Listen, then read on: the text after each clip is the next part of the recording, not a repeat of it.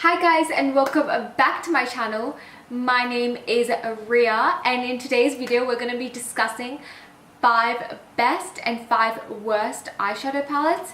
I was going to do this high-end version or drugstore version, but I just thought with the collection I have going on right now, I don't have enough products to fit fully into drugstore and fully into high-end. So I decided to combine the both. And if you guys really do love this and love this idea and love this video, definitely give this video a like and comment down below and let me know which one of these palettes you would pick up and why. I would love to start a conversation and discuss it with you guys down below. It really just kind of excites me getting to know your perspectives and views on makeup. It's just what I'm passionate about. And don't forget to subscribe to my channel as well. It would just really help my overall growth and just support me and just mean the world to me. So without further ado and further blabbing, let us hop right into this video. My makeup has been on like all day today and I'm shook with how long it's lasted. So the first palette we are going to be hopping into is the Anastasia Beverly Hills Soft Glam palette. Now this palette has revolutionized and changed kind of the makeup game for beginners, and I love how they went back to basics. And I feel like eventually with the makeup industry we're gonna go back and steer away from editorial. That's just my view on things, and just go back to the basics, back to more natural kind of radiant skin and radiant looks. I would love to see that. I mean, don't get me wrong, can you tell? I love drama, I love dramatic looks, I love color, but definitely for the everyday working woman, this palette is quintessential to your lifestyle because it ranges from kind of really neutral everyday shades, which I would definitely reach for, just like to put all over my lid. I love using burnt orange and orange soda just all over my lid on days where I just want something light, some light eyeshadow. I always reach for this palette. I haven't put the Modern Renaissance on because I know many people do not like the kind of purpley shades and the reddy shades. They kind of feel like that's very intimidating and that can stop people from using that palette. Recommending this to you guys. Personally, I would also reach for the Modern Renaissance palette because I am a fan of those warm tones. I'm a fan of those shades called Renegade or Renegade. I don't know the shade names. Let me go grab it. BRB. So I'm back after searching for ages for this palette. I realized I still hadn't unpacked it from like the last time I went traveling, which is a couple months ago. Yeah, I'm that person. And oh my god, is it messy.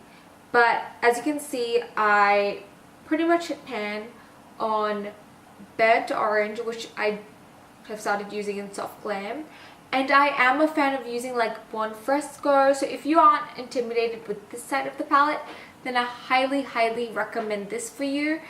But in terms of just everyone loving kind of warm and neutral colors and just kind of having kind of a safe zone, because it also does include black, which you can use as eyeliner. They are softly pressed. They are so blendable and so beautiful and pigmented that it is worth the slight fallout that you do get. And honestly, just tap off the brush before applying it and you're good to go.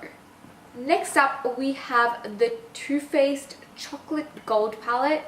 I know, like, look how beautiful these colors are.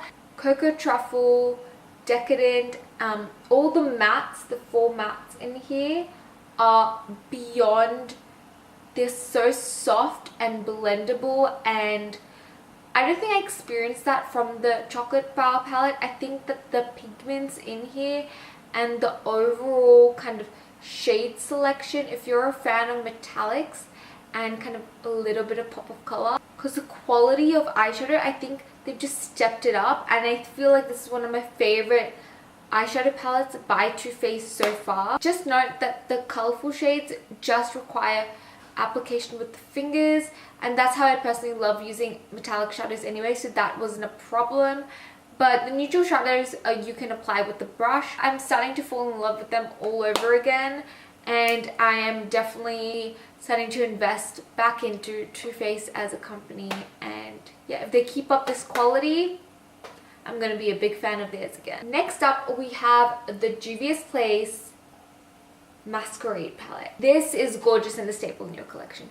If you are new to color and love neutrals but also want quite a bit of color as well, but you don't want to commit to getting like just a full colorful palette, then this definitely transitions you from like neutral to colorful very beautifully, very seamlessly. They do have color in there, but it's very toned down in terms of versatility, and it allows you to do a lot of looks.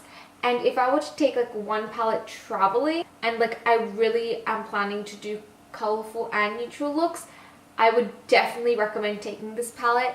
This was my first colorful palette, so this is definitely memorable for me and just kind of a big thing. I highly recommend it to you guys. The quality of shadows, stunning, so gorgeous and beautiful. Ugh. Like I'm just gonna apply. This is just, can these get any better? Like the quality is outstanding for being like a indie brand. I really need to get more of these palettes, but I suggest if you're buying for the first time from Dubious Place to definitely get this palette. And next up we have the NYX Ultimate Shadow Palette in Brights, Ultimate Brights. This palette is for when you've surpassed the stage where you're scared of bright colors and you want to go ham, but you want to have the quality still there and you don't want to get those like 500 pan palettes. I'm kind of a person who's intimidated by these huge ass palettes, because then I'm like, oh, there's so many colors, what do I do? And then I never actually end up doing any look because it's just so much to process and to kind of come up with, like in terms of ideas for like looks. So this palette is absolutely essential. The options of color combinations and just looks are endless with this palette. I honestly can't talk enough good things about it. This is one of the best quality NYX eyeshadows I have come across. The whole like ultimate kind of palette range is actually one of the most outstanding quality eyeshadows. This palette allows you to slowly build up the color to the point where you like the intensity. It's like that point where it's steering towards that high end of drugstore, but it's still affordable for people who still want to use color but are intimidated by the huge ass palettes. So I highly recommend this. And NYX, I know you've done like an amazing job with this palette and I can't speak highly enough about this. Last but not least, we have the Kathleen Lights and Colourpop collaboration. This is the Dream Street palette, and oh my god, have I been obsessed with this palette. It's so unique. It has a beautiful color story, and the pigments, like this is the first official Colourpop palette that I have gotten, and the pigment on these shadows are freaking insane. I kid you not. The colors are so beyond unique. Like, look at this. And I hardly even like dipped my finger into it. The pigment is there. Like, the camera, excuse me, please focus. Like, look at that pigment. Look at that shade. It is so beautiful, so stunning. Let me try and get a more accurate. This is too bright. Hold up. There we go. That is insanely stunning. So I kid you not when I tell you how beautiful these shadows are.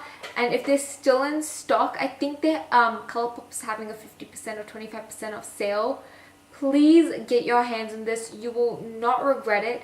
This is beautiful if you want unique neutral shades, but you also want like pops of like blue and this like teal color. It's so hard to explain, and it's so unique, and I'm so in love with these palettes that have these unique color stories, and I'm very, very fussy when it comes to the quality and whether each palette is worth it. And I've just been falling in love with this palette more and more every day, so I highly, highly recommend. Now let's move on to the more negative end of things. This baby right here. I wanted this to work so bad, you have no idea, but this just came like this, which was heartbreaking. And I literally, like, even this one right here, hardly even used. I literally dipped into all these colors like probably once. I think I have a 3 look, I think I have a review up on my channel. I don't know if I took that down, but I just keep this because this is so beautiful to look at. This is like a piece of art for me. Yeah, patchy. It looks really muddy, really powdery. It really saddens me. I feel like if they came out with another version or like a Subculture 2.0, I would definitely purchase it if the quality was really, really good. And, you know, just like the Subculture, just like the Modern Renaissance and Soft Glam, then I would definitely be repurchasing this. Next up, we have the Mellow Cosmetics Treasure Chest palette. This looks stunning. Packaging A+++. This is the only thing from Mellow Cosmetics I think I don't like. I love their pomade, their brow pencils. I just got some eyeshadow on me.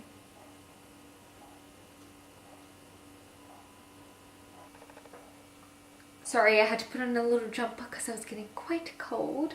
But it's chalky. It looks amazing, but it's chalky, patchy, like the pigment not there. It looks amazing on camera. The mattes, yeah, not living for them. Some shimmers are not that bad, but this is very, very inconsistent. And some of the mattes are beautiful. Some of the mattes are really patchy and not pigmented. So I don't know. It's really, I find these shadows really hard to work with personally. Like if I really deem something really good, I want all the shadows to look like, be consistent in formula and how well they perform on the eyes, as well as just in general. The next 2 products I have decluttered from my makeup collection because they were that bad. First up is the Revlon Quad. I don't think they have them in stock anymore, but they were just patchy. They actually gave me an allergic reaction. I don't know what's with a Revlon products, but they never suit my skin at all. But yeah, they were just super patchy. Some of them were just not pigmented, and yeah, they weren't consistent throughout. So I definitely do not recommend them. And they aren't just a full palette, they're like just those quads. I haven't really tried them, any of the products since, because they just, the ingredients within them just make me break out and irritate my skin a lot. Then we have the e.l.f. Baked Eyeshadow Palette. I'll put it up here. I found no pigment with any of them. I was shocked because I thought maybe it would be the top layer. So I scraped off the top layer to see if it would kind of like, you know, it was a film, and then you had to like kind of get through it to get the beautiful baked pigment. But no, it was like hard. It's like a hit hard pan before even trying the product. So I definitely do not recommend that. However, for the e.l.f. eyeshadows, I definitely do recommend the Matte for Mattes. I feel like that quality is beyond like the drugstore. It's amazing, and some high-end palettes do not match the quality of this palette. So definitely recommend that. And for the 5th palette, I really don't have one.